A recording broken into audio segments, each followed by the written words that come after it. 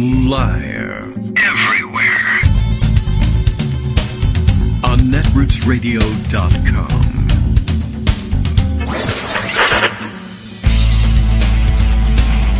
David Waldman. Kagro. In the morning. Now, here's David Waldman. Well, okay. It's Friday, November 27th, 2020. This is our second attempt at getting the show started. We were about a minute or so into the show when all the power went out everywhere. And, well, I wasn't real sure when it was coming back, but it was relatively quick. But the whole house went out. And on my way down to check the circuit breakers to see whether it was just us, and I didn't get a chance to look outside and see whether everybody's power was off. But I don't know. Feels like the whole neighborhood might have gone off and then back on again. So, what the hell? We'll just go on as if, well, not as if nothing had happened, but as if the last 10 minutes don't count. So we'll have a 10-minute foreshortened show for you today, unless the power goes out again. Who knows what's going on out there. I think everything will be okay. It made me think again about how we really should have some sort of battery backup for the show here. Even though every time I think about it, I think about how much it would really cost to invest in something like that, because I'd need something for all the computers and something that would give the everything enough juice to run for up to 2 hours, of course. But all the computers, at least some of the peripheral equipment as well. And then I need another one downstairs to power the router for the cable internet, etc. So, you know, it's like 3 units that we'd need for these things, and each one capable of running things for 2 hours. I don't know. I don't know anything about battery backups and how to estimate whether or not one is large enough to run things for 2 hours. They have all sorts of metrics that they print on the box, but they're contradictory.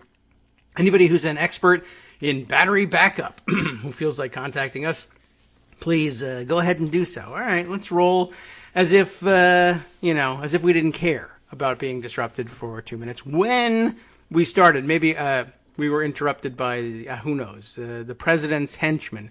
Of course, we were going to launch into some discussion of how ridiculous he looked yesterday. Maybe he didn't want that news to go out. I don't know. Came and he cut my power, but then he put it back on because he's incompetent at all of his plotting. So that's the only way I could make it work. Anyway, yeah.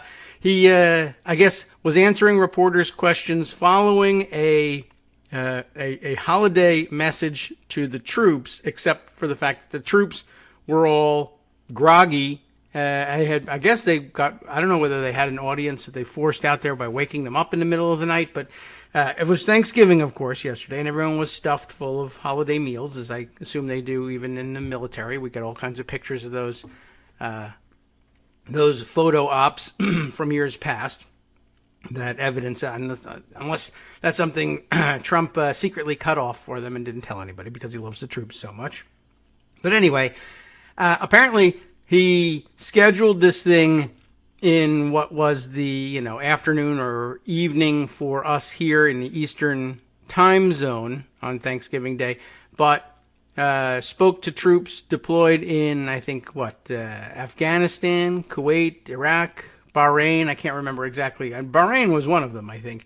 But all Middle Eastern deployed troops that he had decided to speak to. But it was about 1:15 in the morning for them when he did that. Yeah, Bahrain and Kuwait, for whatever reason, those two bases were the ones he addressed. It wasn't like he was speaking to the military worldwide, in which case you'd have trouble with time zones anyway. But according to Aaron Rupar, who was following the story, that as Jennifer Jacobs was reporting it, Trump had been golfing earlier in the day. I didn't even notice that. Missed that entirely as I spent the day preparing for Thanksgiving and just generally taking care of the show and the post-show production and getting everything prepared. Anyway, he snuck out to the golf course, and that would have been, of course, the more reasonable hour, as Aaron puts it, for him to address the troops overseas. Would have been a nice post-Thanksgiving meal address for them, but no, he was busy with matters of state, like golfing. Came back and said, I'll do the message to the troops when I feel like it, except when he felt like it was 1 a.m. for them. So I'm curious about whether they rousted anybody from bed in order to listen in or to provide an audience for this message. And then, of course, the optics of it, which ordinarily don't matter a great deal, except for those on the other end of the video feed. And it may have looked fine on the other end of the video feed for all we know. But there were some cameras because they invited them in for another photo op. They figured, great looking photo op. The president taking time out of his busy schedule after golfing all day to address the troops overseas, Thanksgiving, yada, yada.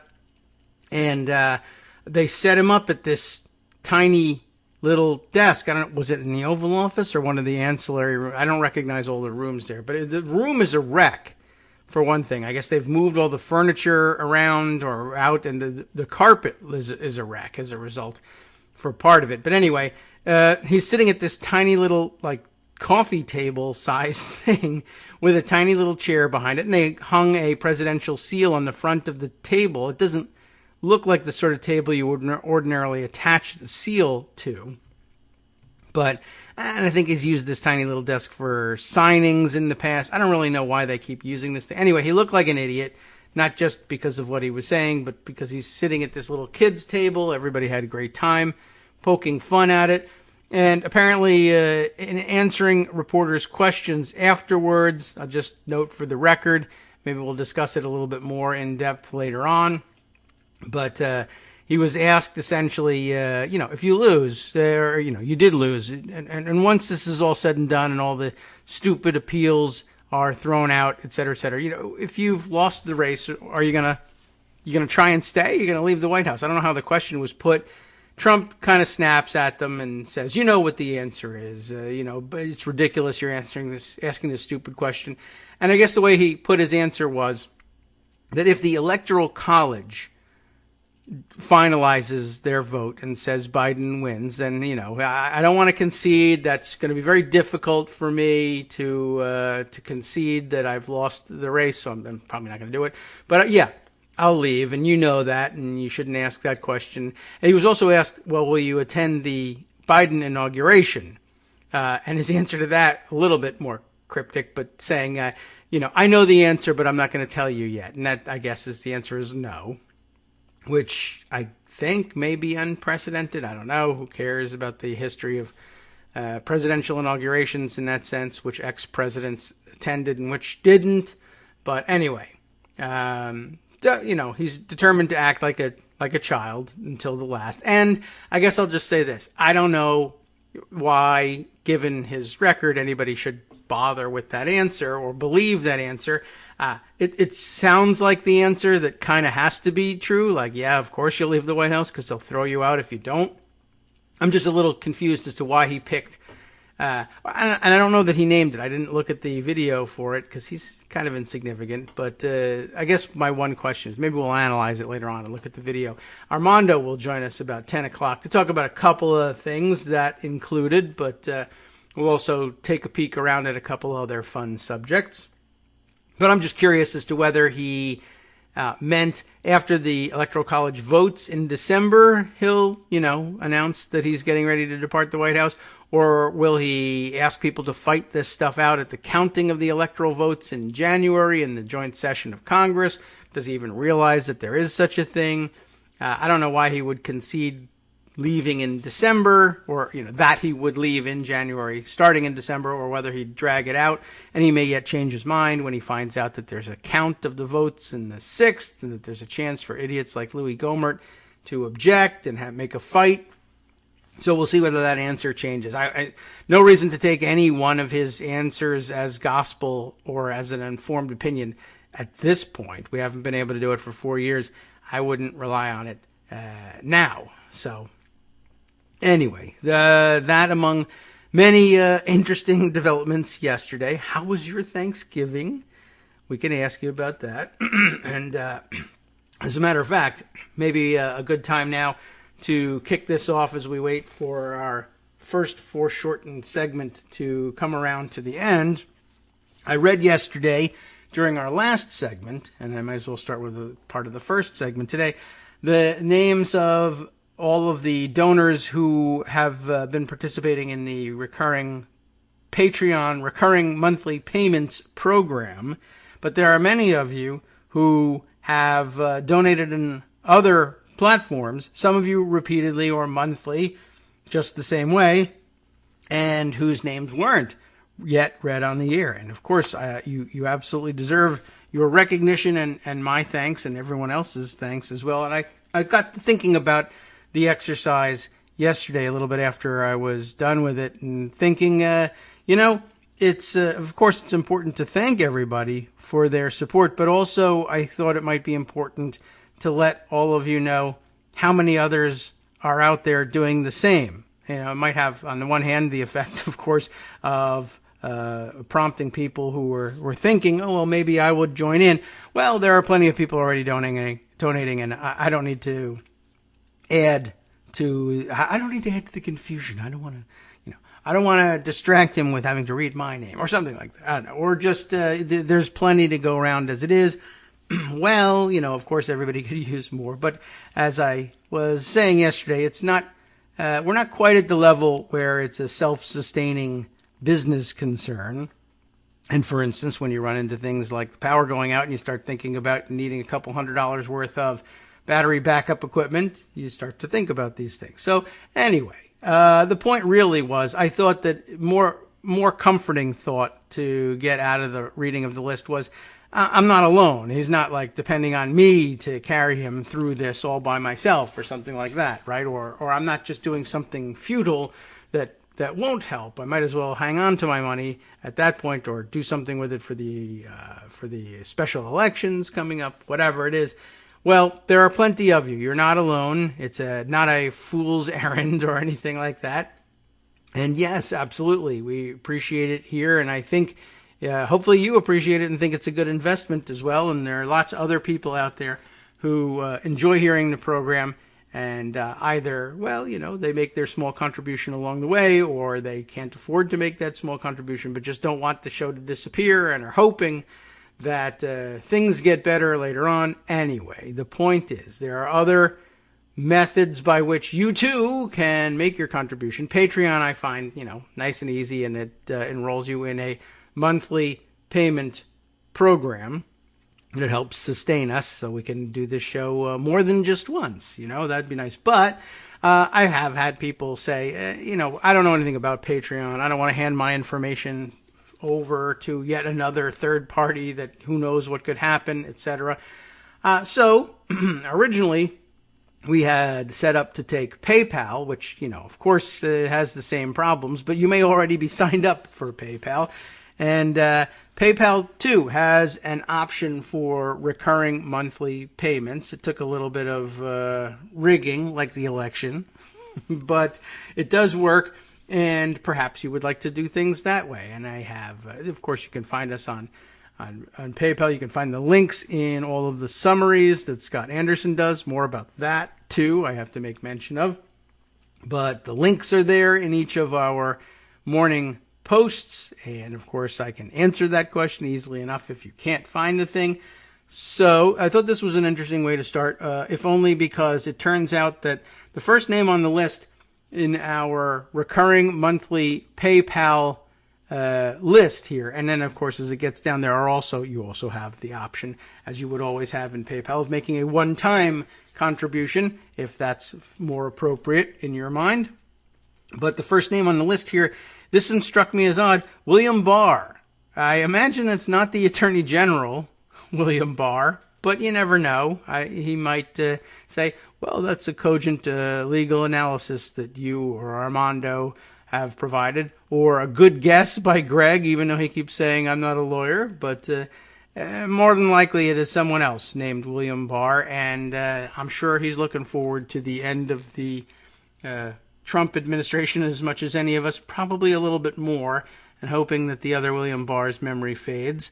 In addition, Susan Miller, not by any no reason to believe that she's related to Stephen Miller. But, there is a Stephen or possibly Stephen Miller who donates on our Cash App application as well.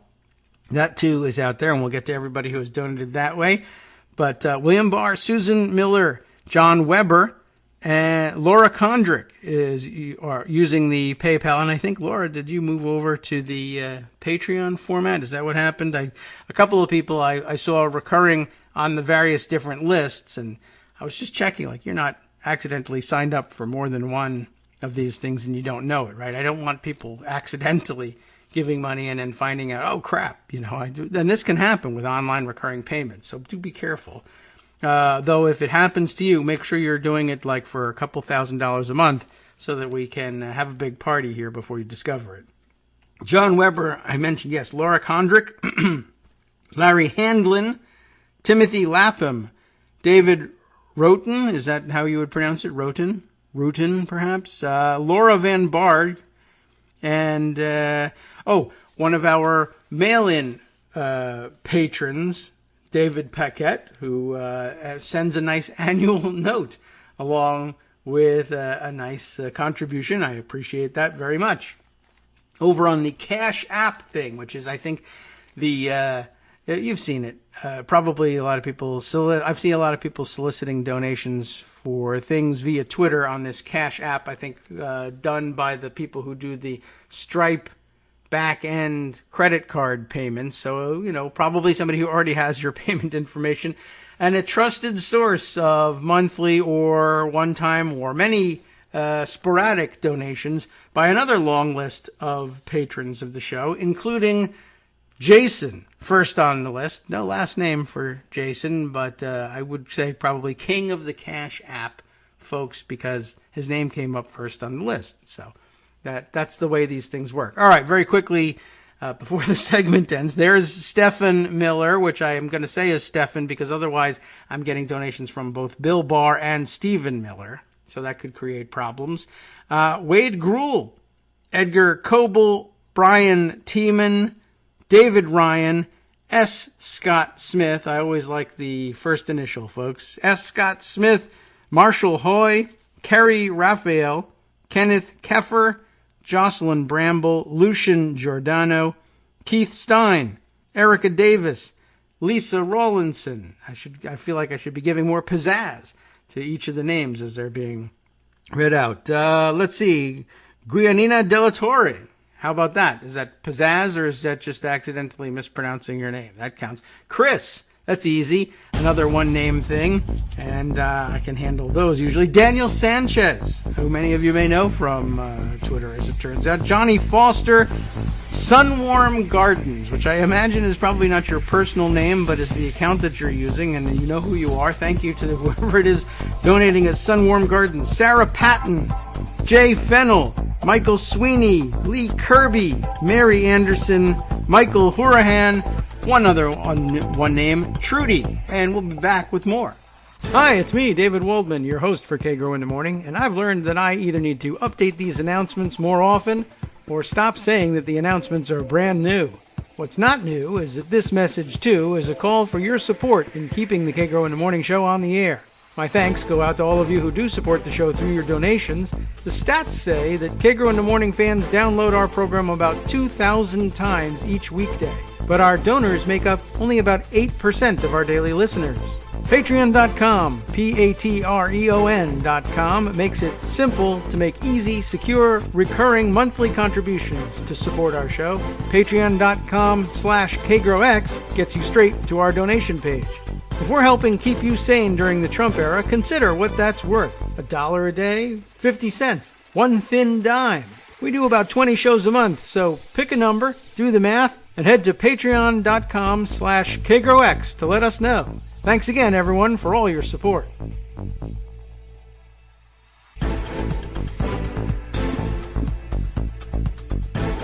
All right, welcome back now to the Kagro in the Morning Show. Still here. The power is still on, so that's good news. All right, let's see. I left off just by exiting. Hopefully I got it last of our one-name folks out there. Again, just thanking everybody who has been a sponsor of the show either once or repeatedly for many months.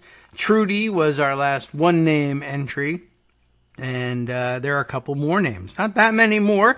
So, we'll get to the other stuff. I think this is the good stuff, but we'll get to the other boring stuff about what's happening in the world in just a moment. I wanted to first also thank Richard Hector.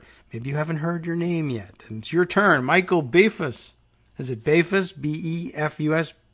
Ellen Bieberman, Lauren Fennis, Adam McGinnis, and oh, look at this. Here's someone that I don't know. This is a ridiculous name. William S. Harnsberger. That's crazy. I never heard of such a thing. It took me a couple minutes. During the break, I worked on pronouncing that the whole time. I think you all know Bill, who starts us off every morning with our morning tweet. Sometimes I forget to read it. Sometimes I don't. I jump into other things.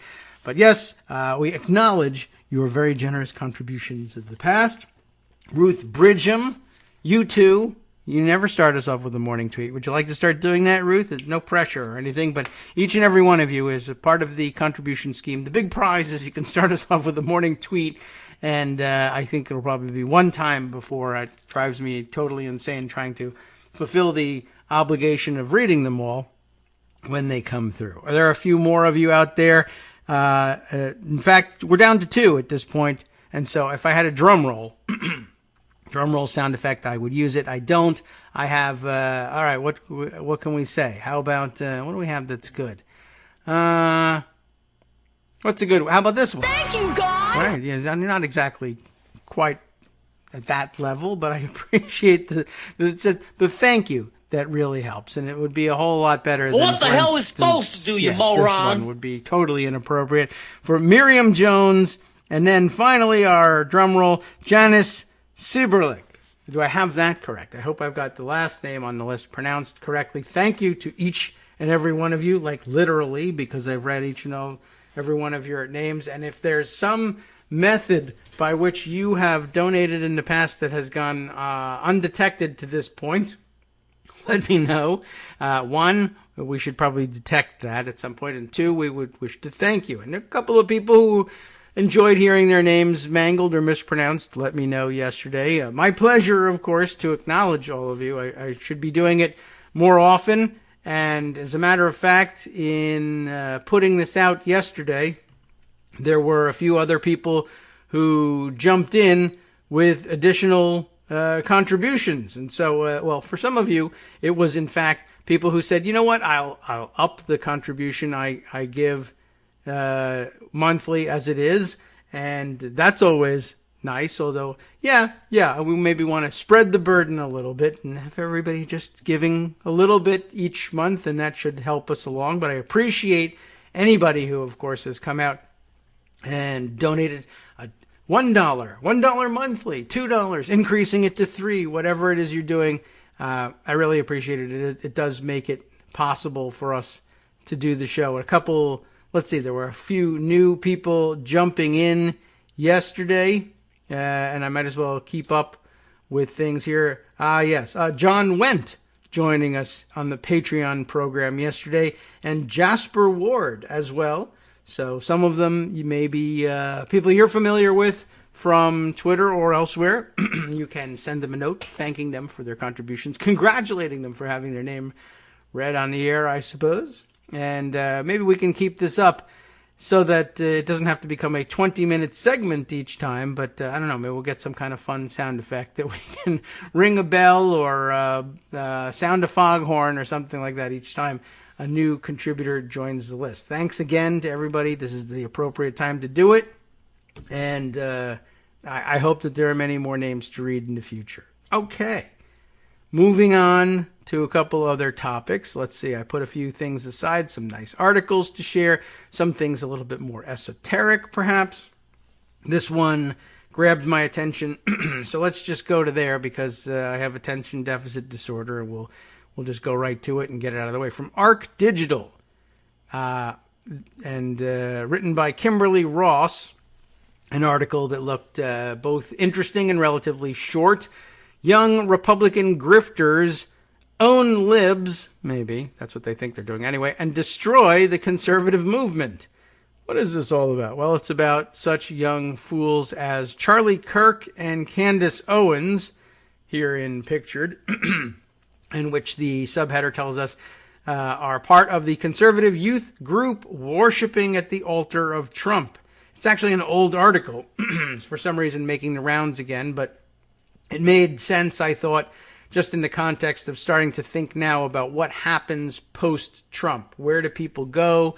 Do they simply rally around the, I think, somewhat outlandish possibility, but you never know, everything about him is outlandish, the possibility of his running in 2024? I don't know if going back to a civilian schedule and getting to do whatever the hell he wants is going to be a terrible setup for bringing him back to what should have been the rigors of the presidency, or maybe he just never really experienced the rigors of the presidency in the first place, and so it just seems like a continuation of his regular private life, but with bigger audiences, in which case, I guess, he runs until he dies. But anyway, just sort of wondering, if people who have made out well on the grift in the Trump years, I wonder whether their grift survives in an atmosphere in which, let's say, there is no Donald Trump, and grift has to make a certain amount of sense again, if it ever really did. I mean, really, this year, these last couple of years have been sort of anything goes for people, and of course that works perfectly for them because they don't really have anything to base their movement on.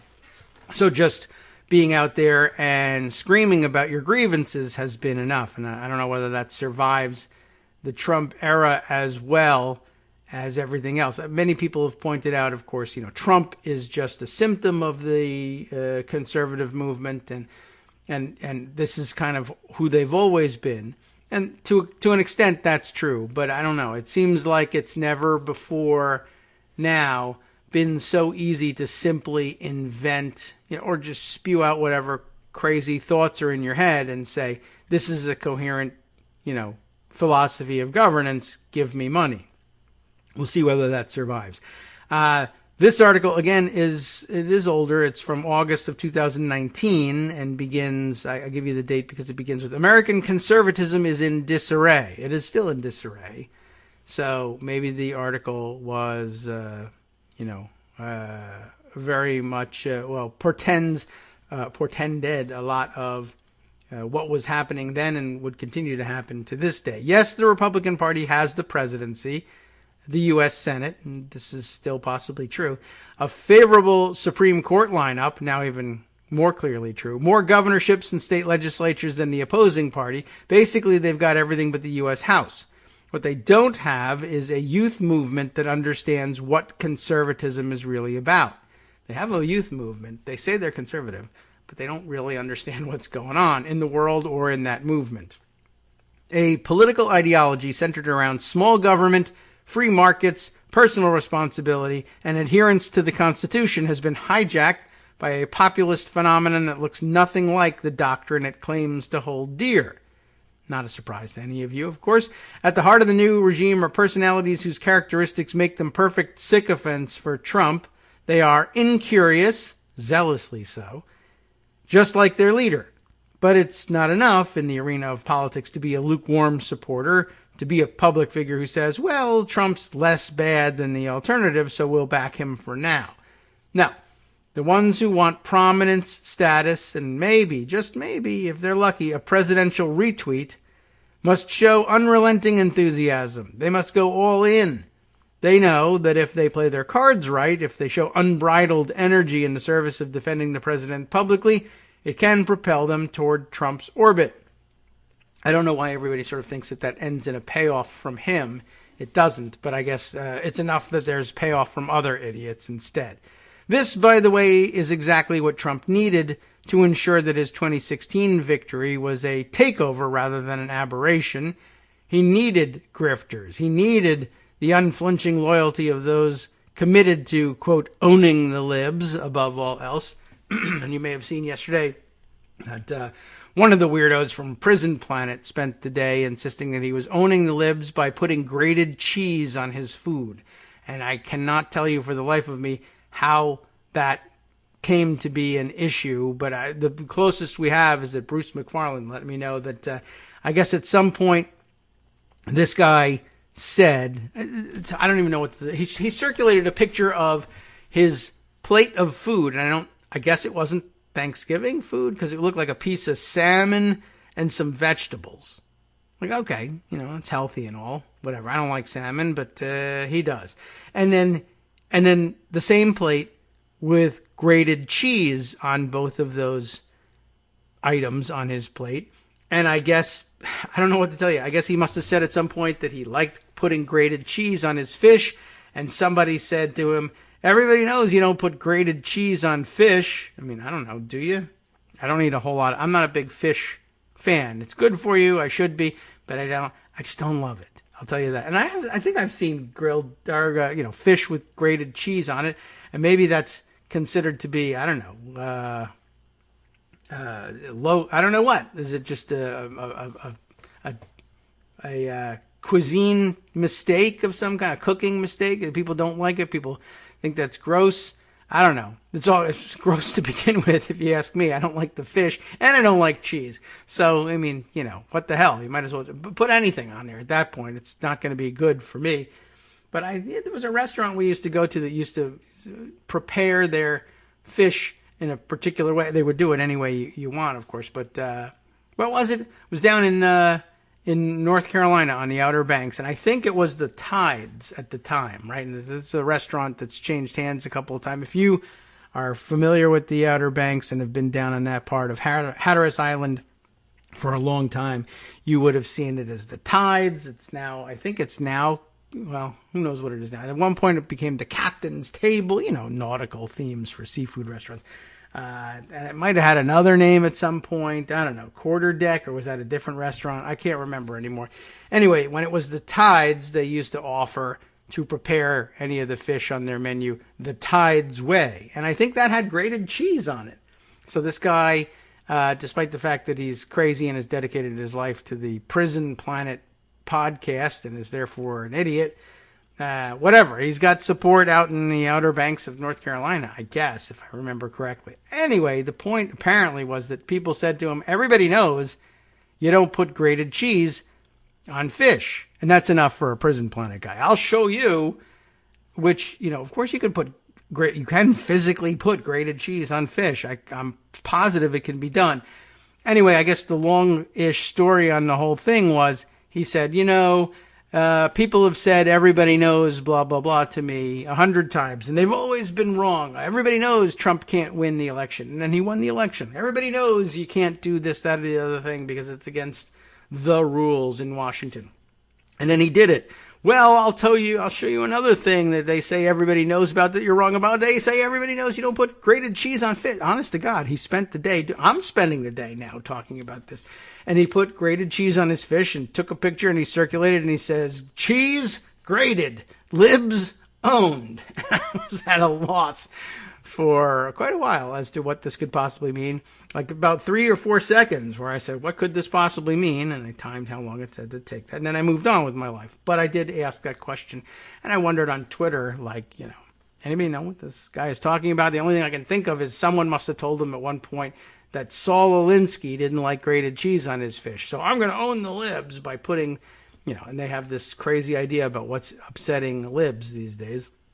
So there you go. He put grated cheese on the fish, and now he's owning us, I guess. And who knows? I can tell you this, as stupid as that is, as stupid as Charlie Kirk is, as stupid as Candace Owens is, they do make a lot more out of contributions than people who, actually have a head on their shoulders and might actually discuss what's really happening in the news. It's very difficult to watch that happening and realize that they're making out like bandits. I know Armando, when he joins us in the next hour, maybe that's another thing we can talk about, is the idea that, that just got him, piqued his interest there. I have a story about this. He was saying the other day, right, I should have been a right-wing grifter. I could totally make up this crap. I'd feel terrible, but I'd be rolling in it, right? So maybe that's something we can discuss at 10 too. All right, the rest of this article here. He needed the grifters, Trump did, right? He needed above all else for people to be committed to owning the libs. He needed a movement of young Republicans whose devotion to conservative principles was always paper thin, because it has to be, because they're not devoted to conservative principles. Without these grifters, Trump would have been a blip With them, it's unclear whether conservatism can detoxify itself. I doubt it. This is why, despite all the levers of power Republicans currently wield, conservatism is actually in ruins. And it is Trump's young grifters who are helping him ruin it. Well, he's a grifter himself. It only made sense that they would make their way to being attracted to his model. Was there always this hidden undercurrent ready to spring up and spill over into the mainstream in response to Democrats moving further left? And did they move further left? That's a question, too. For those of us who cling to a pre-2016 conservatism and reject the current brand espoused by the president and his uncritical mass of supporters, I guess those people out there, we never really clung to that. The question is deeply uncomfortable. Still, it must be asked. And then speaking on Trump's rise here, Trump's ascent to the White House is one of those things that appears impossible before it happens. Yet after it does, you wonder why you ever expected anything different. Look at the inputs. George W. Bush, the compassionate conservative, was judged too friendly to liberal interests. John McCain, the 2008 Republican candidate, was to many conservatives even worse on this front. McCain's loss to Barack Obama ushered in a period of intense Republican anger. The response to Obama's 8 years in office, well, they were never going to go with a mild and moderate replacement. They wanted his antithesis. In 2010, the Tea Party wave wasn't, after all, a gentle rebuke. There were other under-the-radar episodes that predicted Trump, such as when Marco Rubio attempted a compromise on immigration reform, and his career was nearly ruined as a result. It really has been ruined. Regardless. Anyway, input after input showed that Republicans wanted something wild and new, a political force that they believed could counter what they perceived to be the Democrats' lurch to the left. In 2016, a weary GOP backed a scorched earth approach, and almost overnight, a bumbling, boorish reality star billionaire, and he's not a billionaire, took the reins and stormed his way to victory. Jeb Bush, Scott Walker, Marco Rubio, these candidates were quickly left in the dust, mouths agape, wondering how anti-politician became the darling of the right.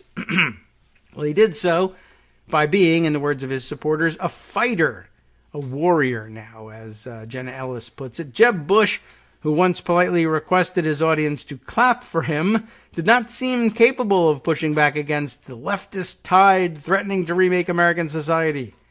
As the Republican primaries gave way to the general election, as the tone of Trump's campaign grew coarser by the hour, the more Trump's base resonated with it.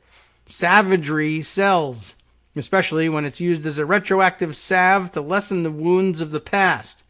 Grievance, of course, is at the heart of this. The GOP couldn't make Obama's legacy disappear, but with each Trump-endorsed insult, Obama's two-term presidency seemed less important, less significant. And to Republican voters, that felt good. This is about as cogent an analysis as I've seen. Prior to his victory, there was a lot of talk about voters holding their nose as they cast their vote for Trump. A lot of talk about Trump being the lesser evil. You don't see this reasoning so much anymore. Trump has consolidated support and turned lukewarm supporters into enthusiasts. That's true. Even worked with Lindsey Graham. A major way he did so wasn't via Paul Ryan's acquiescence to Trump, as if the voters who sent Trump to the Oval cared a whit about Ryan. He consolidated support mainly by drawing to himself a network of grifters whose collected energies could set up a pro-Trump machine that would overwhelm the airwaves, the TV networks, the social media spaces, the college campus halls with a single unifying message. Even if it didn't come together all that coherently. Above all else, we must own the libs. There it is. Like any cult, the Trump cult requires passionate missionaries to disseminate its message.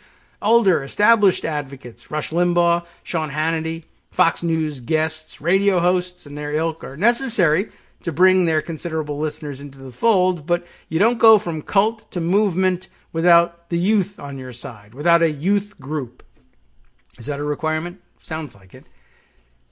One of the most well-known MAGA soldiers among the young MAGA grifters is Charlie Kirk, 25 years old at the time of this writing, so about 26 now, I guess. Founder and executive director of Turning Point USA, or TP USA. TP, of course, bringing to mind toilet paper for me, but okay.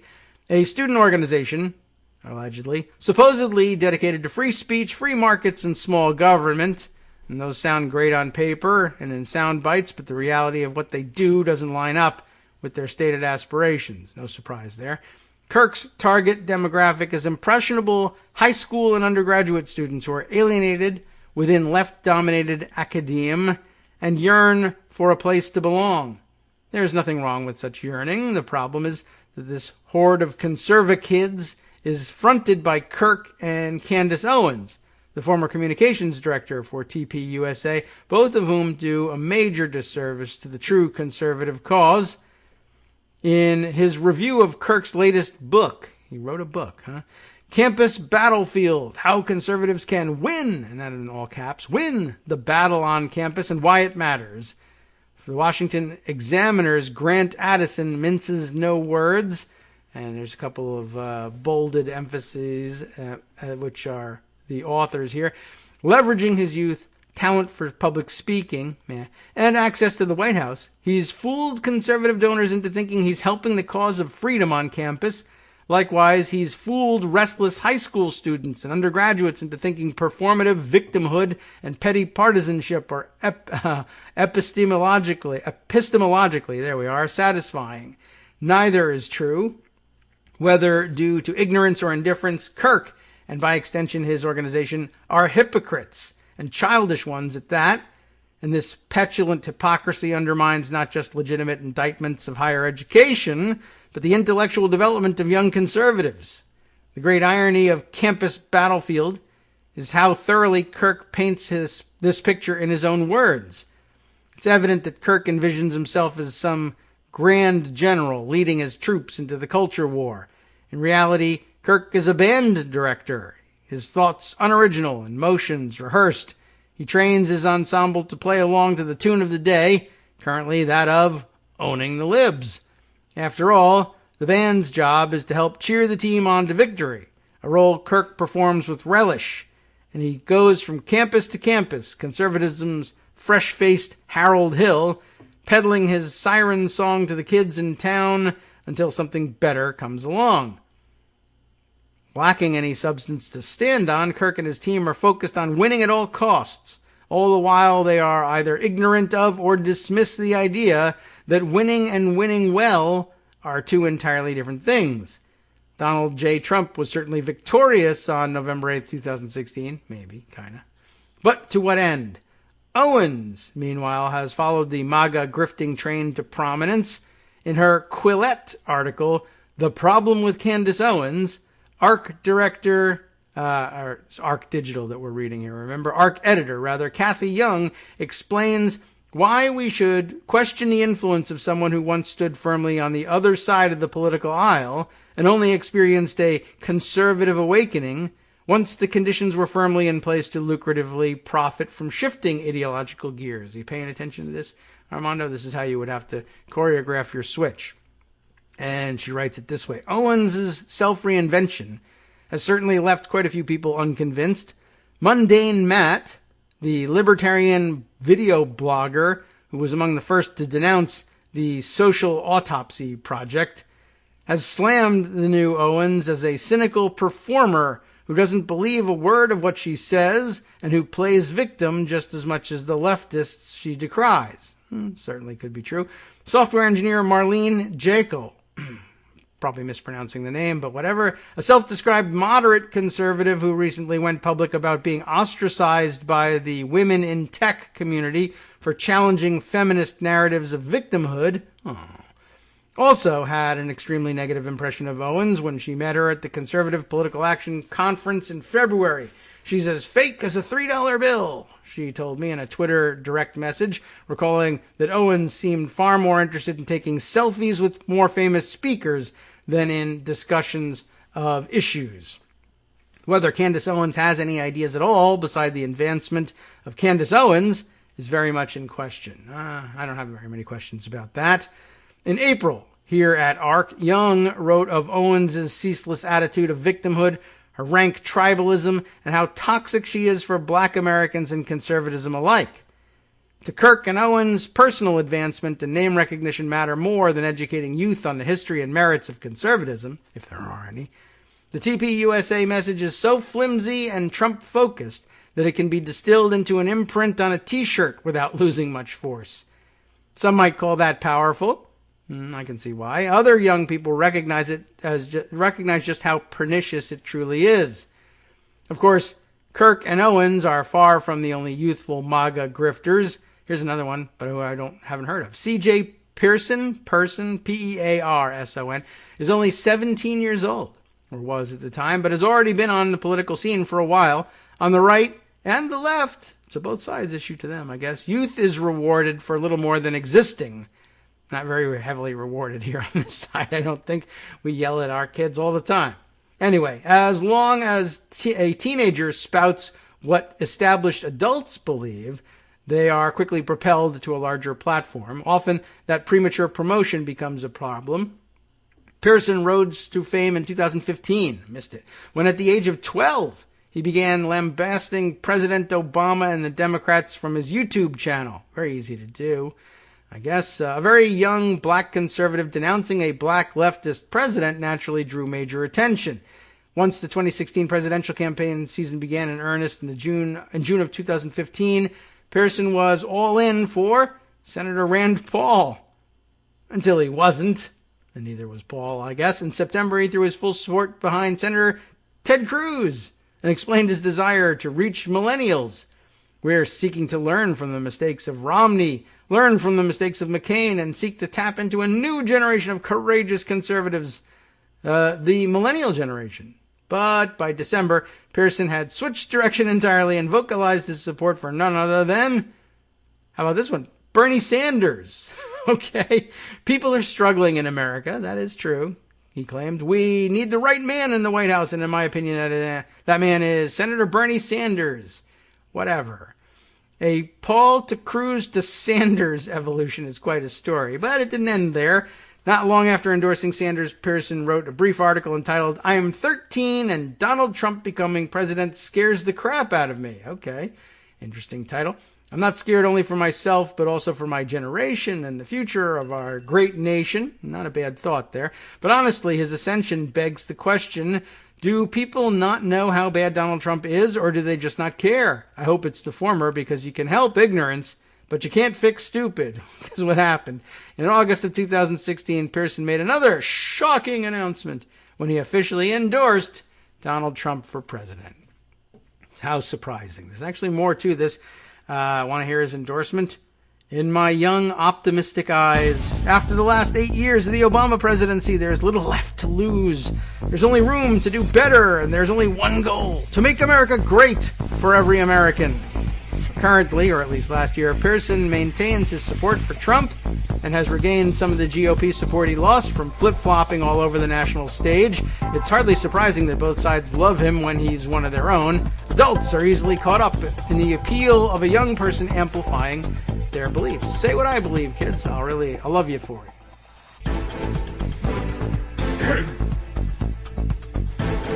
Welcome back now to the Kagro in the Morning Show here on Netroots Radio. Armando joins us as promised, as ordered, for the 10 o'clock hour. As ordered by the Marshal of the Supreme Court, here I am. Right. So we can move off of this topic. I guess, let's see. There are a few other comments on this, but I was wondering whether they uncovered any other names that we should keep an eye out for their pro-Trump grifting. But I think this really draws to a close after a discussion of C.J. Pearson. Weird that I ended up... C.J. Pearson. Yeah. That's the young kid? Yeah. One? Yeah. Okay. And I had no idea. I don't think I noticed him at all for whatever reason. Okay, let's see. He was one of the less prominent ones. He Yeah. had a couple of moments in the sun, but okay. mostly not. Yeah. Well, I didn't. He was no him. Dan Bongino. Let's put it that way. I guess not. What I didn't know about him was that apparently he started out as a Rand Paul backer. Well, not terribly surprising. In June of 2015, but then by September he had made the switch to Ted Cruz. But he's not done because so this is by September he's in for Ted Cruz, and he's really the one that we should have been backing all along. But then by December, this is June of 2015, Rand Paul. September 2015. No, I meant Ted Cruz. December 2015. What I really meant was Bernie Sanders. That's the one we should be having. And then finally, after writing an op-ed entitled "I'm 13 and Donald Trump becoming president scares the crap out of me," by August of 2016, it no longer scared the crap out of him. He wasn't 13 anymore, I guess. So now I'm 14 and I love Donald Trump, and that's who we should be voting for. So Rand Paul to Ted Cruz to Bernie Sanders to Donald Trump. This is, he's a young kid. You can't really blame him too much for it. But, some young kids just say, I'm 13 and I don't give a crap about any of this. And later on, I'll pay attention. And I have more respect for them, I think. Anyway. Or some 13-year-olds decide grifting looks pretty cool. Let me grift. Yeah. Well, obviously, I don't know if he was put up to it. A 13-year-old kid could be a bad kid. Sure. But it was obviously he was grifting. Right. Maybe he's mom not and the dad first, were taking a skin. And he won't be the last. So. Right. So it's just another, highly successful lemonade stand for him. Exactly. You don't think of it as grifting, but kids make a lemonade stand like, well, you just bought a can of Country Time lemonade and mixed it up. Am I paying you for that? I'm paying you for your entrepreneurial spirit. You see that? I like that in a kid. And here, I guess I could really make some money and get a career out of this. And 13 is I guess it's as good an age as any to find out. Don't bother staying in school, kids. You can make stuff up and get money for it, and maybe make a whole career out of it for your entire life. And that's not wrong. I know you've been toying with the idea. I saw you discussing it the other day. I should switch and become a Republican grifter. It will be a much more stable existence. I think I still could do it too. Despite everything I said, I could have this guy, come to Jesus moment and recognize the greatness of Donald Trump, and more especially, I could recognize the depravity and just pure hatred that Democrats spew. It's just I'm just disgusted by it. I've never seen anything like it. I don't know how I got fooled into this, and I think now I've got to support what's best for the country, and that's Donald Trump. Yeah, it's clearly easy enough to do. It's easy. Right, just make it up, and never mind the fact that there's a whole record of you endorsing somebody else or being a Democrat for 20. So what? Sanders, Cruz. I was confused. I was fooled. That's how evil they are. It was fraud. I was defrauded. My account was hacked for the first 20 years. Whatever it is, right? You can just go ahead and say that, or you believe the liberal media, huh? Whatever. I did. I got brainwashed. Glenn Greenwald's right. It's just a brainwashing. That's true. Yeah, I noticed. I think yesterday, just finally. He's been around the bend for a long time, but I think over the cliff yesterday, asked about the Mike Flynn pardon, and he approved. Yeah, right. Do you actually approve of the pardon, or are you just saying, he was railroaded and blah blah blah, something by the the deep state, whatever it is you now believe in? No, I actually approve of the pardon outright. Really? Okay, well. As people were pointing out, I guess one of his early books, Glenn Greenwald, was how the Nixon pardon, Ford's pardoning of Nixon, was one of the great seminal moments in making permanent the corruption of the country. Yeah. Yep. So, but this one's cool. So that's cool. Look, at this point, I don't even know, who would, on anybody's side, takes them seriously. Some people will use them for whatever reason, some to get a little notoriety for whatever they do, because he's going around doing interviews with everybody now. But he's almost pointless. I don't think there's anything to say about him anymore. It's just too obvious. Yeah. I don't know if anybody else has anything to say about him, but none that I know of. But following his trajectory has been. People know this. I was made. Marcy Wheeler's doing it I right promoted him a lot when you and I were both on the, on the front page of Daily Kos in the mid 2000s, and I would feature a lot of his work. And for that, to the degree I contributed to what has happened, I apologize to the country. Yes. Refund of your grifting, please. That's what we're looking for. Please. Yeah. Well, speaking of grifting, though, yeah. I think this is an interesting topic that you have, because one of the things that I've been looking at, nobody else looks at it but me, so maybe I'm going to bore everybody. We'll find out. But I'm following how the elite strike force Kraken releasers are doing. Yes. And not because at this point I was worried about a different scenario where they could have, and we talked about it, and it really had to do with stopping certifications and then having the legislatures invoke 3 USC Section 2, which empowers, when there hasn't been what's called an ascertainment on the day appointed for the selection of the electors, which was election day, just to cut to the chase, then even after the state legislature can prescribe a manner to select after election day. But that requires no certification. And that's why I was so worried about certifications in Michigan and what might happen in some courts in Pennsylvania. And frankly, I thought Georgia was going to be completely stolen. I was wrong, and it was that's actually an important part of the story. So what I'm actually now trying to see is, what's the wind down of the grifting of the elite strike force and Trump and the Kraken releasers? Where do they end on this? Because, look, I actually think that they've got a week, right? Yeah. Because December 8th is a Tuesday of the following week. So November 30th to December 4th is the 5 working days next week.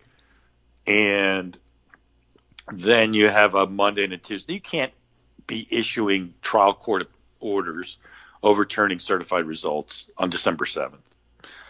I just don't see that happening.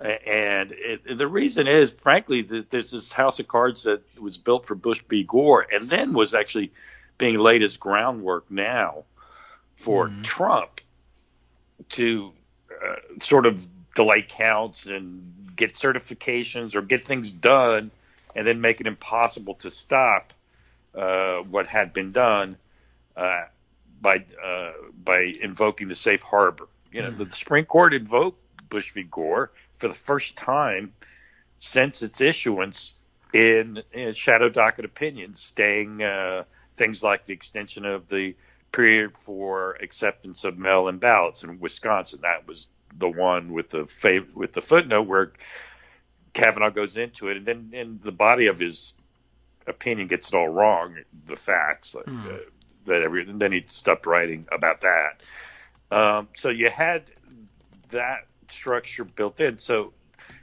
I just don't think they can go beyond December 4th. So you got a week to grift, And what do we know? Most of it.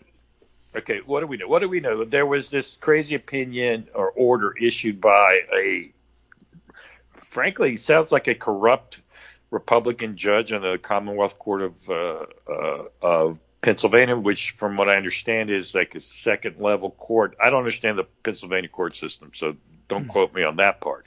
But she issued an opinion that it supposedly was enjoining Pennsylvania, the Secretary of State, the governor, from certifying the presidential election results and all the election results in Pennsylvania. All of them. And she issued it on the 25th, like middle of the day, like 11:30. Wednesday. 25th was Wednesday, so it was 2 days ago. And Trumpsters were screaming, "Look, here it goes." Trump himself tweeted out, Jenna Ellis, who you could have done the same exercise you did on with the Pearson kid when she was very insulting towards Trump and how Trump supporters are crazy. A lot of people have done that. Yeah, then they've done that. So they've all gone out there and said, the certification has been frozen. Okay. And we know two things about that that's not true, and you can look it up yourself. I've tweeted it out to people. The National Archives, which is where the certifications are delivered for purposes of counting in the Electoral College. Yes, one of a couple. Right. They you can look it up. They have the Pennsylvania certification. You can look at it yourself. It's one there. Of them got mailed to Mike Pence at the Senate. He can look at it. Right. I mean, but my point is, it's in there. Yeah. Right. The Georgia certification is in there. The Michigan certification is in there. Those certifications haven't been frozen, but they keep saying they are. Okay. I don't know why. And I wonder how long they can just keep lying about this. Like today, in that same case, and I'm sort of making a point of it, there was in that same order, she scheduled a, quote, evidentiary hearing, which I'll talk about the fact that she scheduled an evidentiary hearing. It's for a facial challenge to a statute. What evidence are you going to bring? It's the statute, and you decide whether the challenge to the language of the statute. I don't need evidence for that. It's not an as-applied challenge, so I don't even know. This judge is clearly, well, she was a Republican, and her husband got arrested and convicted for stealing money from clients. So, fun. You know, good grift. It's a pretty interesting scenario. But at any rate, in her order, she has scheduled for 11:30 today an evidentiary hearing. Okay, and actually it's still listed, and I just tweeted out the link to it, that you can watch it on YouTube at 11:30. Yeah, I guess we'll do that. Well, I think we're probably going to get a blank screen, but it's kind of interesting because, I check what the Trumpsters are saying about what's happening. Oh, this hearing and the certification has been stopped. Well, obviously, we know the certification hasn't been stopped, and they don't want to. I don't know if they want to believe or not believe it, or they're saying it's going to be undone, whatever. But this hearing today is interesting because it's not going to happen. Why? Because, as I understand it, when the governor actually took an appeal that he didn't need to, but to do the certification because he'd already done it, but he took an appeal of the order to the Pennsylvania Supreme Court, which apparently you can do in Pennsylvania. All right. Adam Bonham told me so. So if Adam says it must be so. And that actually basically vacated the order that the judge issued. Wow. So there should be a hearing because there's an appeal of it, and apparently that deprives the Commonwealth Court judge of jurisdiction over the matter. So we'll see. I'm kind of curious how they explain that this hearing did not happen. Is sort of one of the things I'm looking for today. The other thing that supposedly happened that apparently hasn't happened is the Kraken release in Georgia, which everybody's made fun of the document, right? The misspellings of circuit and the screwed up formatting. It's an embarrassing piece of work by anybody. I mean, beyond being crackpot, at least you can proofread your crack pottery, Yeah. So she didn't do that, right. But it turns out that complaint hasn't actually been filed. Trump and paperwork, man. Right. He's always checked. Look at the lawsuit. Well, it's just a PDF online until you actually file it with the court. There is a case in Michigan which is been filed. No, any type of injunctive relief is being sought immediately. There should have been like a motion for some kind of injunction. But today's Friday. She's not going to file it by today. She's going to file it when? Monday? You can't just take your time on these things like this if you think it's important. But the Georgia filing didn't happen. But, of course, they're going on. Are they ever going to notice the Trumpsters, I mean? That she actually didn't file that complaint? No. And I guess if you pointed it out to them, they would say somebody in the deep state erased it. I guess. How long can this go on, though? What is the end game? What did they say? What does Jenna Ellis and Rudy say on December 8th, for example? Well, I don't know. I mean, other than, I guess, trying to hook up with the Louis Gohmerts of the world to say our next step is to fight this out on the floor during the joint session. I think that's where this ends up, right? Because that way they can keep grifting at least to January 6th. Yeah, and I mean, even afterwards, I suppose, if you have the right audience, I'm filing a suit, and then just don't file it. I'm filing a suit, and just say, I'm filing directly to the Supreme Court, and the marshals of the Supreme Court is going to come and get my paperwork. A little-known provision that allows me to sue to overturn the election because Joe Biden is illegal. What? I don't even understand that. Okay. But okay. So okay. I mean, I guess that there will be people that believe that, and they'll keep giving. I just wonder at some point how not as lucrative. What the exit strategies. For example, like you just said, I just thought about it. It's the Georgia runoff election is January 5th, and then the Senate meets on January 6th. I mean, the Congress, the joint session of Congress to accept the findings of the Electoral College is January 6th. Yes. So I suspect Loeffler and Perdue will be asked, and they will say that they will not vote to accept an Electoral College result in favor of Joe Biden. That they will not. That they'll vote no. That's the answer to give if you want to rally the Trump Republican faithful in Georgia for your election. So certainly up to the morning of the 5th, they will have to say that that's true. And no reason to believe that they're kidding about that. They are that dumb and weird, and they might do that. No, I think that it's probably good politics for them. I don't know if it's going to be enough, because what's going to happen, though, is for the whole month of December, Trump's going to keep yelling fraud and how the Georgia election machinery is completely fraudulent. At some point, people don't vote, I suppose. And he's not on the ballot anyway, so it's going to be kind of weird for that. I just am curious to see how the grifting ends. I know they get to say for the rest of their lives it was stolen. I get that. But at some point, can you keep asking for money for lawsuits because it was stolen in February, March?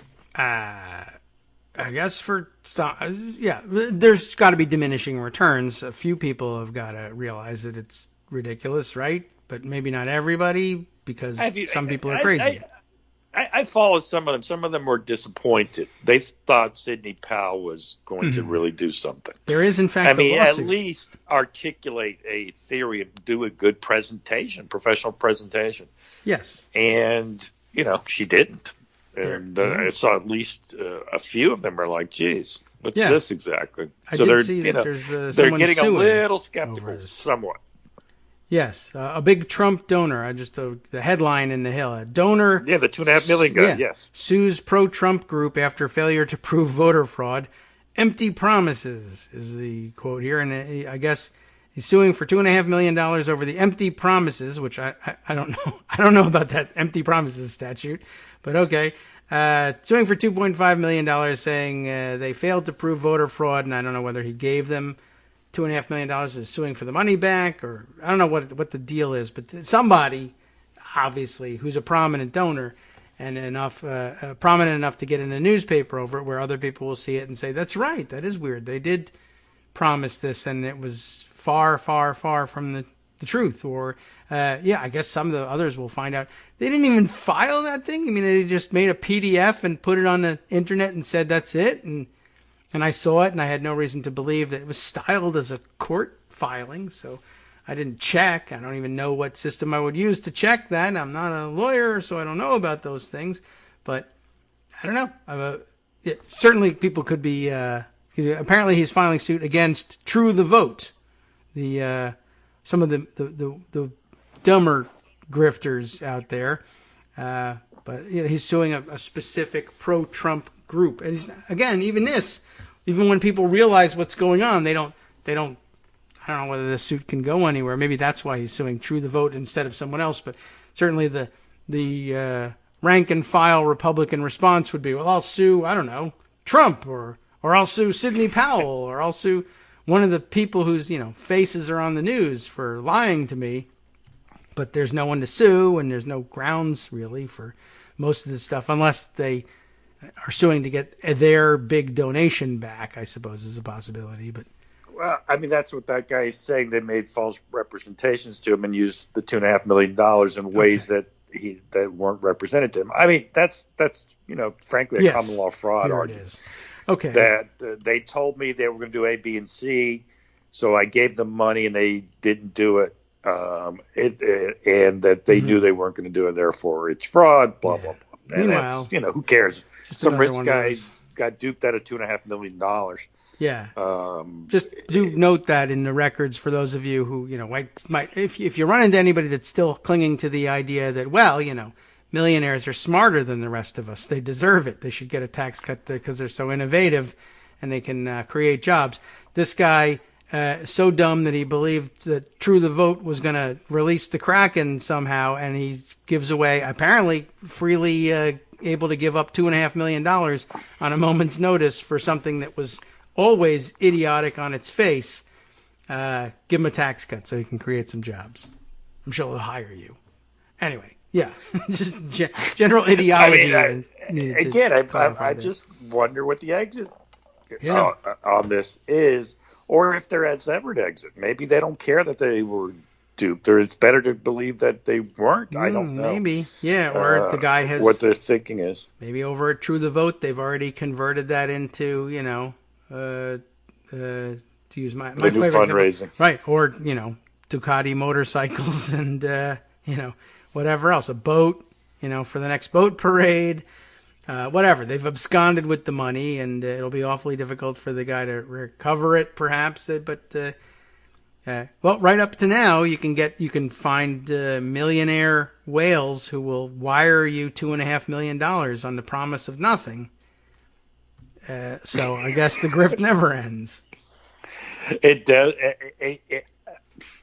I'm just actually waiting to see when it dawns on them that these people have all been lying to them. Yeah. Look, again, there's one other case, but they don't even have enough cases in enough states to turn this around at any rate. Okay, so they don't even have a case in Arizona. They have a case in Nevada that I don't understand because Nevada's actually already been certified, but the mail, it hasn't arrived in the mail yet at the National Archive. Maybe it'll arrive today. It's late. It's being delayed. So we don't know that it's there. And we should be able to track it. It's registered mail you're supposed to use. So that's right. So can anyone track it? There's no active case in Arizona that I know of. The Nevada situation is it's not the elite strike force. It's just some lawyer in Nevada I don't know who he's suing on behalf of. To be honest with you, I don't know that much about it. I do know that they've scheduled a hearing for December 3rd, an evidentiary hearing. Okay. December 8th is the key date. Why, if you're actually going to have an evidentiary hearing, because whatever you find goes up on appeal.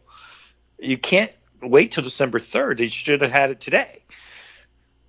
Yeah, I mean, I don't know. Maybe it's just judges. I don't know. It could be just humoring people.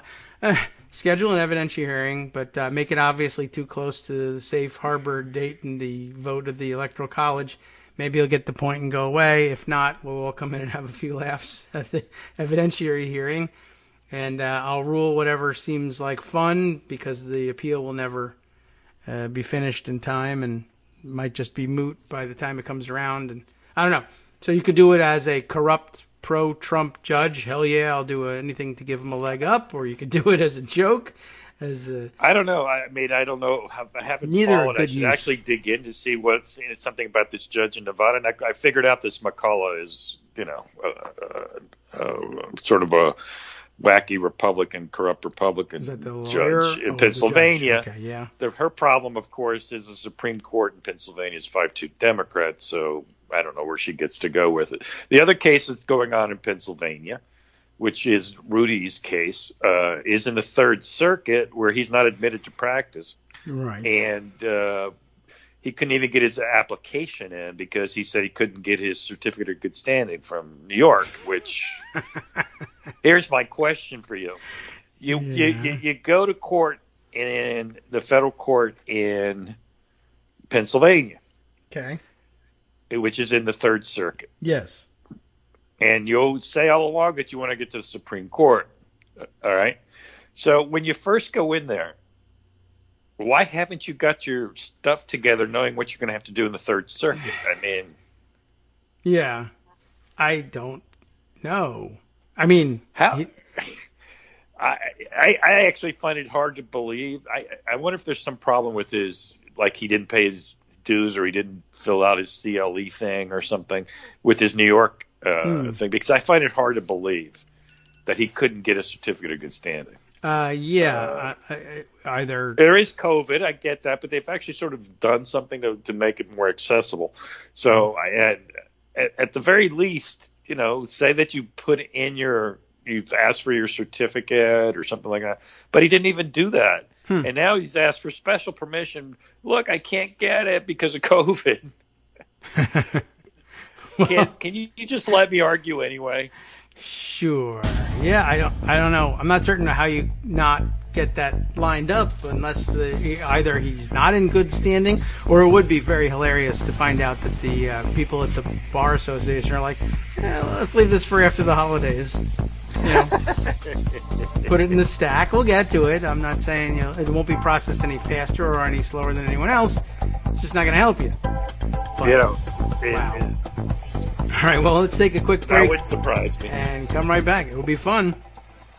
Hi, everybody. It's me, David. Let's change things up from the old fundraising pitch for just a minute and talk instead about how you can be a part of our show. If you've got a smartphone or any other electronic recording device, why not sit down and record a segment for us?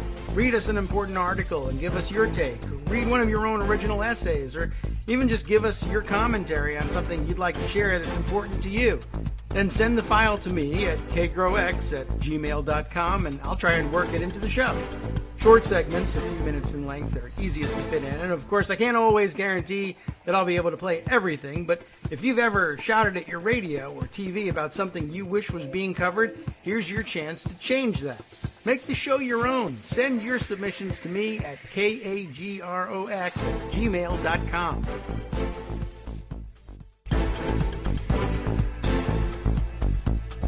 Welcome back now to the Kagro in the Morning Show here on Netroots Radio. All right, we continue with Armando. We're just sort of chatting our way through Friday. I think that's a fine way of handling things, keeping people company on the post-Thanksgiving Friday. I see, by the way, by the press pool reports, Trump on his way out they say an as-yet undisclosed location. That's the golf course.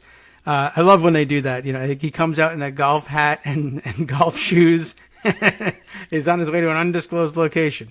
Operating room, nuclear missile silo. What do you think? It's golf shoes, guys. He's going golfing, so I guess he'll be up my way in a few minutes. I should leave the show and let you do it. I'll go out there and people just need to start throwing things at his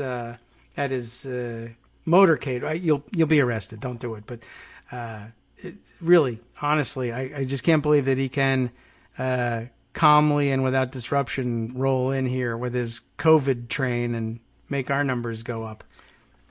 Yeah, I mean, okay. I guess they're waiting to so he's not president. I assume. Well, he won't be there anymore. He won't be in D.C. much at that point, I would assume. So he'll leave you alone. He'll just do his little train to his golf course near Mar-a-Lago. Yeah, I imagine he'll just be playing there, and he'll fly up occasionally on his planes, I guess, and go play in New Jersey during the New Jersey in the summer. But I think we'll be done with him here. I don't think he'll make any special visits here. There's nothing great about this guy. It's a nice course, but I don't think that's anything that'll bring him back. So it'll be good to be rid of him.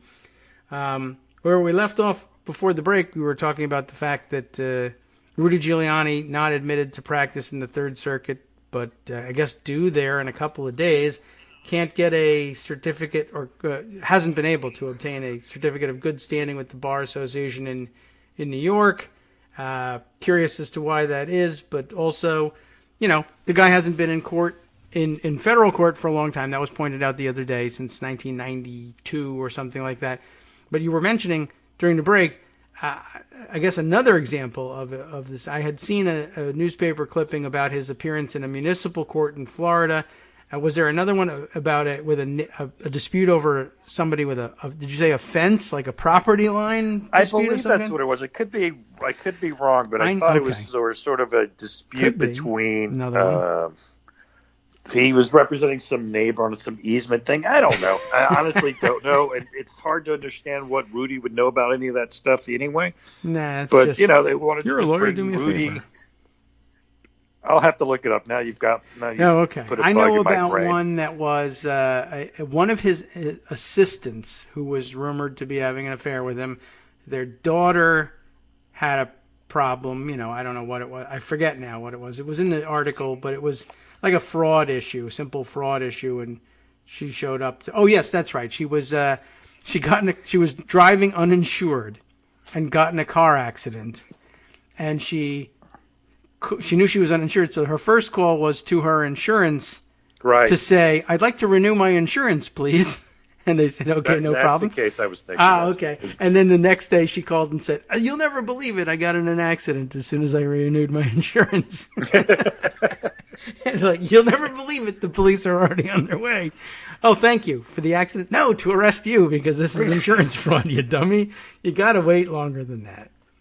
This is the fraud advice program. Please call in if you're thinking of defrauding your insurance.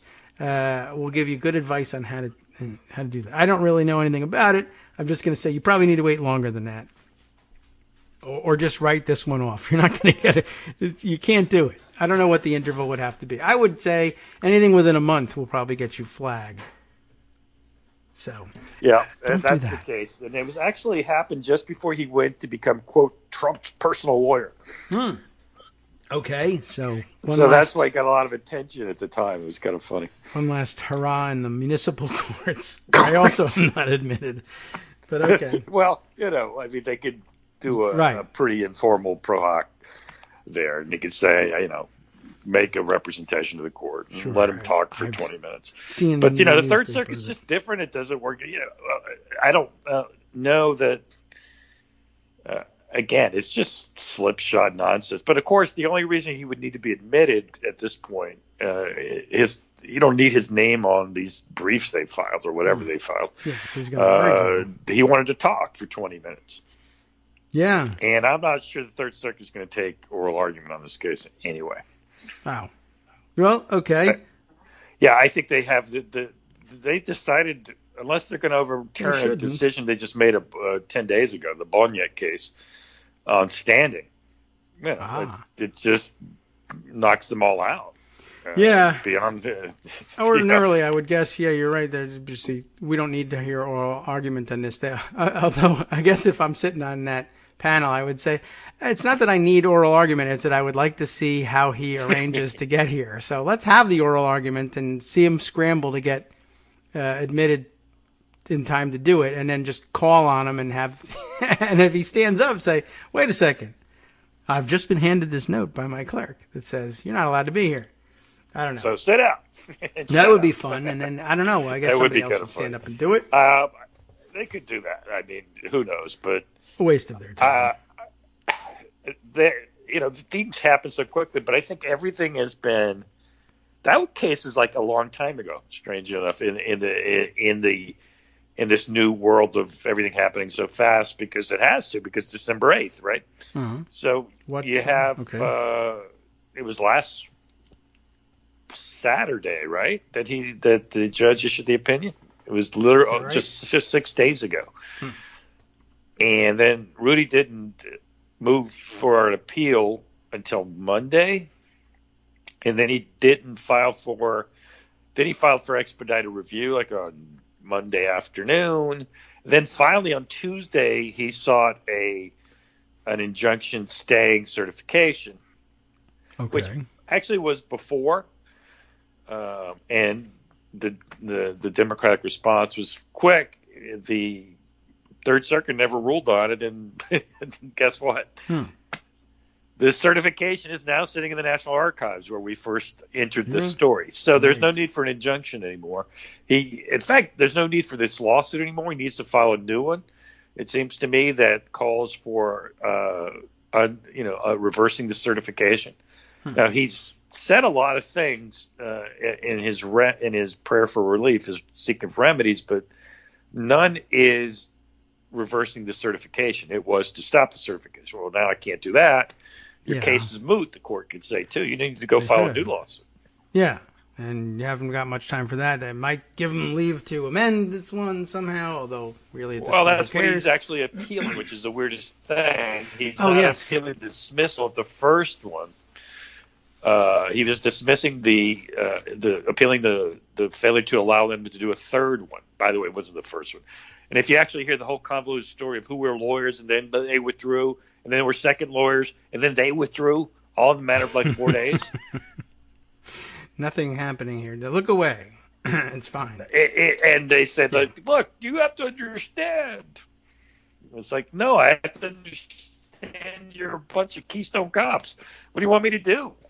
Beyond that, the merits, he needed to appeal everything. I don't know how they tried to make it just about the motion to amend, because if you leave the rulings in place for why they were just the first one was dismissed, you already lose the second one. So it's just bizarre. But we'll see where that ends up. I mean, I guess they could let him just talk for just to say, oh, we gave you a chance. If I was a Third Circuit, I would not take argument. You don't need a spectacle.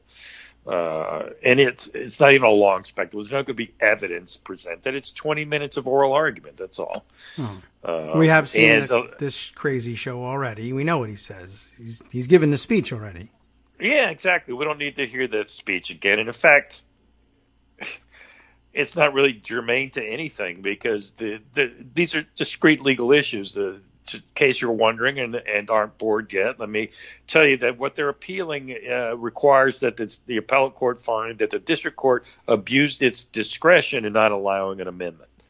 And that's, in theory, it's a high bar, but it's just whether they agree with it or not is what it's going to end up being. And the problem for that is that there's futility here, because what they want to replace it with is basically already covered by the dismissal of the First Amended complaint. So I don't really understand this appeal in that sense. It should have been on the merits and say the judge was wrong in everything he said, not that he was just wrong because he didn't give me a chance to amend. You would think they would take the maximalist position just out of habit.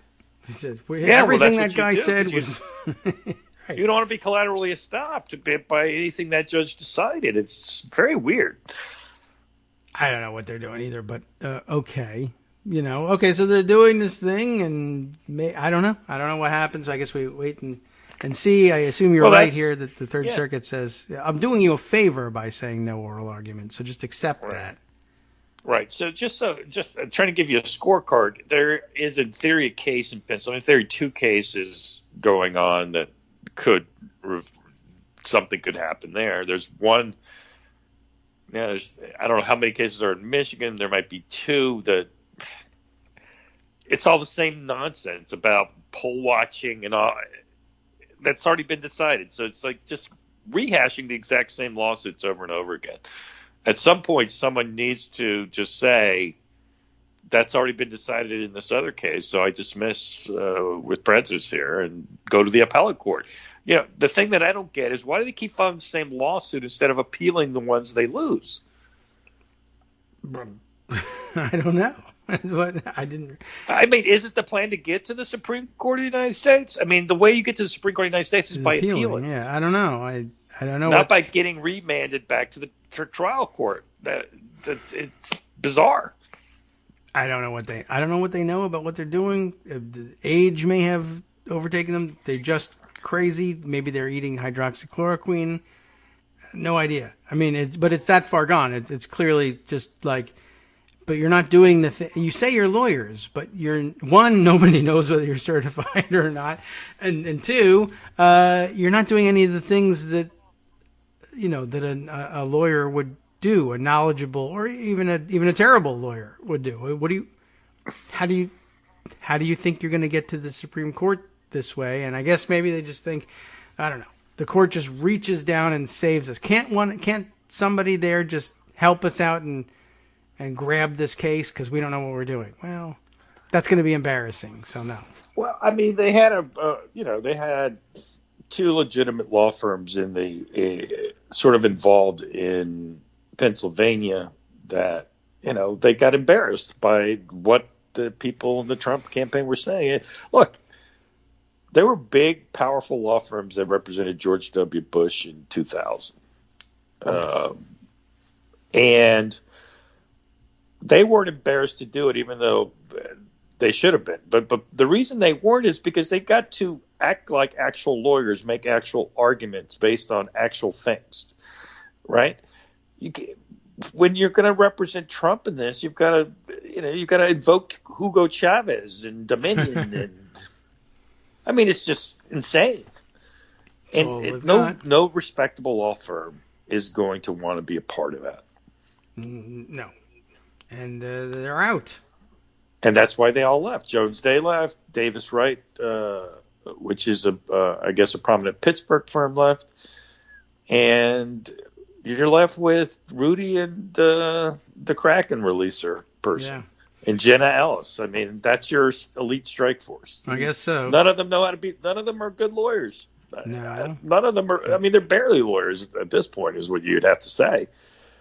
Yeah, you really have to question whether they are at all. I mean, they simply can't produce any certification that they are. And I don't know. I guess Sidney Powell at one point was a more respected. I mean, Giuliani at one point was respected. Well, she was a criminal thing, and I remember reading some of her things, which were crackpot in the Flynn stuff. Yes, by that point, I think they were proofread. True. You know what I mean? Yes. I don't know. I wonder sometimes whether they were like, you know what, don't proofread it because that makes it look like an emergency filing, and everyone will say, oh well, they're so rushed. This gives it a genuineness of misspelling all these things. But I don't know whether that was a thought or whether they just didn't spell check or take a look, or or they're just in another world. I mean, they may just be, hallucinating the whole thing. I have no idea. Meanwhile, I guess Powell gets to say, like, well, if I'm such a bad lawyer, how did I get Flynn a pardon? She's probably trying to claim some credit for this. Yeah, that's a good question, Sidney. How did you get that? And I think the answer is, just with all of his pardons, I mean, I think Trump is surprising everybody with the pardons because he's just not going through any process. Ordinarily, you go to there's pardon attorneys at the White House who study this stuff ordinarily inside and out and present it. They make the case to the president. I think this one really needs to rise to the top. And here's the reasons. And you check it out to see that it's ironclad. And there's some political vetting, too, to make sure you're not going to hurt yourself or your party or whatever. But Trump, I think, just makes decisions about it. And he tweets it first. And then he doesn't ask the pardon attorneys, are we good on this? Is it all ready? Can I do it? He just tweets it. And then the pardon attorneys have to scramble for producing the paperwork, for one thing. I mean, I think he may have pardoned Flynn without actually having anything drawn up, which would really be amazing because you could have written that up months ago. Everybody knew he was going to eventually come around to do this. But I think he surprised everybody. And he may, whatever's on TV tomorrow, he may pardon somebody for that. There's a lot of betting pools going around about who might still get a pardon. It's interesting to consider who he's going to. I mean, there's some obvious corrupt ones that don't involve him directly. It's just like Jared's father, who was put in jail by Chris Christie. My understanding is that he'll almost certainly get a pardon. Sure, why so not? His criminal record, exactly. I mean, it's corrupt and it's nasty, but of all the pardons that you're worried about, that's actually one of the less ones. Here's something I was thinking about. This is just interesting. Mull this one over. Of course, everybody worries that he'll try to pardon himself, and there's all sorts of writing out there about, yes, you can, no, you can't. Here's what we'll do if he does. Don't worry about it if he does. Or maybe Biden. Somebody even said Biden should pardon Trump for the good of the country. Now, obviously, I disagree with that. Biden would be committing political suicide. Yeah. Although, and for Trump. Well, that's true. Although then I was thinking, like, okay, well, as long as we're talking about political suicide things, all right, suppose he wants to pardon himself and he's not going to wait for Biden to do it. I want to take care of it now. I'll pardon myself, any of the schemes, either, resigning minutes before noon and having Pence pardon him, or he pardons himself and gives it a shot. I wondered if anybody had talked to him about it and said, there's real questions about this. There's even grounds for challenging the pardon, which even ordinarily, presidential pardon power is just completely unfettered. You can do what you want so long as it's a federal crime. And it would be, on brand for us to say it can be done, so it will be done, so let's do it. But I wondered whether anybody thought, backlash, et cetera, the case will remain in the public eye. Maybe a better way to bury it would be, all right, so ready for the long shot. If you want to find a way to neutralize the shock and trauma of pardoning yourself, pardon Hillary Clinton alongside yourself. I know that seems counter to everything that you're about, but so what? Who cares about that? 180-degree reversals are part of your brand. But let's pardon Hillary Clinton. Not that there's anything to pardon, and it would be all made up stuff. But to go out there and say, look, I think we should close the books on the Trump presidency. I think it's unfair for you to be pursuing me after I'm out of office, but I understand you're angry and upset. But let's be bipartisan about it. This will be the end of the pursuit of Hillary Clinton as well. I'm fair-minded enough to see that we should just put all of this to rest and put this behind us. And anybody that then complains or says, no, you can't just make up crimes for Hillary Clinton and then pardon them and then say, see, I've done her a favor. You haven't done her a favor. She hasn't committed any crimes. You're wrong about that. We should still pursue you. See, I'm trying to reach across the aisle and be bipartisan and close the books on this chapter and let Biden take over with a clean slate. But you liberals, you won't take yes for an answer. I wondered about, does anybody think that would shield him in any way? Would there be national columnists writing, well, to be honest, to be fair, he is helping us move on by closing this chapter of America's history, and she should accept, even though she's done nothing wrong. Why not say, sure, I'm glad that this is over and people won't be pursuing me for the rest of my life? Not that I think that QAnon people will believe it, but I just wondered whether he could would Maureen Dowd say, that's the way we should end this chapter? Yes. Good call. I just wonder. I don't know. I mean, it's just dumb enough that it could possibly happen. And I wonder whether it would buy him legitimacy. Yeah, I mean, so she would go for it, I guess. But I don't know. But yeah, probably other than Jared's family, I don't know. A lot of other people betting on some other things, or maybe some other historical figures like Susan B. Anthony that he pardoned, or whatever else. I imagine he's just going to issue them left and right whenever it strikes him. Anytime he's on a long car ride. He might have done one on his way to the golf course, for all I know. So, I don't know. I just wanted to sort of throw that theory out there in case it happens at some point and everybody says, what? Who could have predicted this? Well, I'm crazy enough to predict that. Sure, let's spend 5 minutes on it on the show. That may have thrown you for a loop. I don't know. Yeah, it sort of did just a bit there. But it's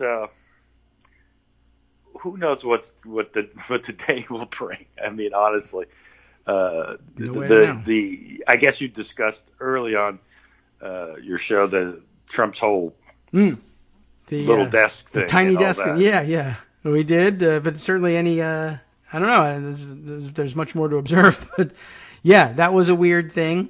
I was most struck by the fact that he was doing this in the middle of the night. It was weird to me that.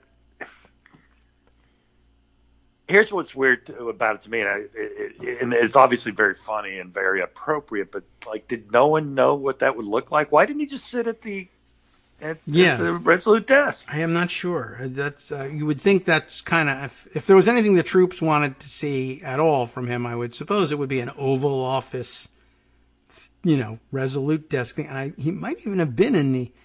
I can't tell, but he's in. Although the carpet doesn't look right, I have no idea, and I can only guess that on a zoomed-in camera, not Zoom meeting, but the zoom in on the camera. If you zoom in tight, and he got just desktop and the top of the presidential seal and tight on Trump's bloated face, that it looked like maybe that was normal.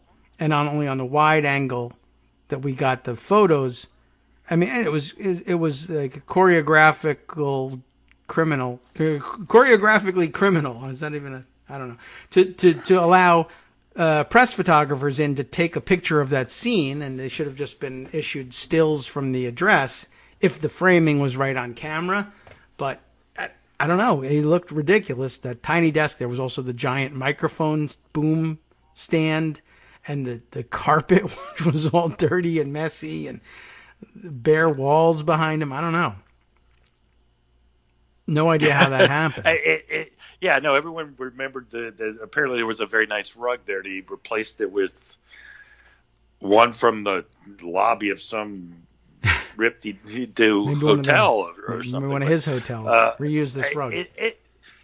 They always talk about the optics, like the Trump image is very important to Trump. That's like, well, that actually tells you something how bad his taste is, because the things he chooses to do, like the stupid blue suit, red tie combo with his stupid hair. I mean, he looks terrible in a suit. He actually just doesn't. They don't fit. Actually, have any good sense of style. No. The gold-plated bathrooms are ridiculous. I mean, yeah, it's just weird. I don't know. The whole Trump era in the White House, the photography has been a disaster generally, and I think it's because he hired event photographers that he knew, but people who were like society pages photographers in the 80s in New York, where every photo was a lineup of the famous people at Studio 54 tonight. And they just stand there, and he and Jeffrey Epstein and whoever they're dating are take a picture. And there's no real staging.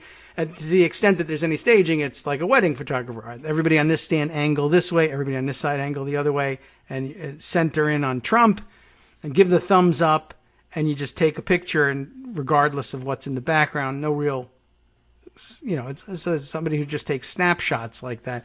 And the whole White House photography, I mean, you're supposed to have top-notch people that can tell a story with the photo the way they did in the Obama administration. And Pete Souza has got this fantastic Twitter feed, and I imagine also Instagram feed with he's, I guess, the old saying of a picture worth 1,000 words. This is true of Pete Souza's photography. Trump photographers, they're worth like 50 cents. They're literally, they don't tell any story. And to the extent they tell anything, it's, we haven't given this any thought. That's the backstory to all this stuff. He's nuts. Yeah. Oh, by the way, I guess Ghislaine Maxwell needs a pardon. It's, the lack of taste. But of course, that's always been him, right? So yeah, well, right. He's, for him, again, no publicity is bad publicity. No photo with me in it is a bad photo. So I guess he's a tasteless idiot, and it's all here. And so what's the next tasteless thing he's going to do would be the question. Yeah, I don't know. A lot of golfing, and then sporadic pardons. I guess Ghislaine Maxwell is the next most tasteless one on the list. That one would cause the most uproar, and it doesn't make any sense, and it's completely contrary, for instance, to QAnon theory about battling networks of underground powerful pedophiles, but they'll somehow say, this was a great thing. I wish her well. A good pardon. She's a good person, whatever. And I'm owning the libs anyway somehow by pardoning this person. And I don't know who else. I mean, I guess Jeffrey Dahmer. Well, I mean, you didn't even get into the children. His own kids. Yeah. Yeah. Well, I imagine that. Yeah, that goes on. Although I can actually see him say, "I pardon myself," and then, walk out the door, like without signing those things. I pardon myself and Ivanka. Yeah. But not the rest of you. Right. Maybe you might remember Ivanka and no one else, but I could see him leaving before he signs it. I could see him saying, "I pardon myself," and then leaving office without signing the thing. And if he does it late enough, I'm sorry, you didn't sign this paper, and it's noon now. You're not the president anymore. Yeah, you're not the president. Come on. So I don't know. And then he has to decide where to live in exile, I guess, if that's the case. All right. Well, we do have to wrap up. I guess I will give you something to ponder over the weekend, or maybe you know the answer offhand. But I've been thinking about the state charges still pending against him in New York State. But if he goes down to Mar-a-Lago and lives there, what's the situation on extraditing somebody back to New York for trial if they live behind a wall of Secret Service protection? That's a great question. I never faced that. We could have the shootout at Mar-a-Lago, huh? Finally. I know. I'm excited for that. That'll be on webcam. We'll see all that'll be fun. But yeah, I mean, everybody's kind of assuming that it's an easy thing to do, and ordinarily any other defendant, I guess it's not that hard. But if you have a friendly governor in Florida who thinks it's politically advantageous to shield you from arrest and extradition, plus you have Secret Service protection, although again, other people were saying he gave them all COVID. They might just say, take them. Who cares? I don't know, but it's an interesting question. All right. Well, maybe we'll ponder I'll that. do some homework and figure it out. Okay. Well, do take some time off over the weekend. You deserve it. Thanks for coming by. I appreciate it. It's fun. Thanks for letting me talk. Take care, and I hope everybody had a great Friday show, keeping you company during this holiday weekend. Tomorrow, the actual weekend, and hopefully you can all get some time off with just you and your pie, if that's necessary, if you need to find privacy, or you need somebody to share the pies with, call me up.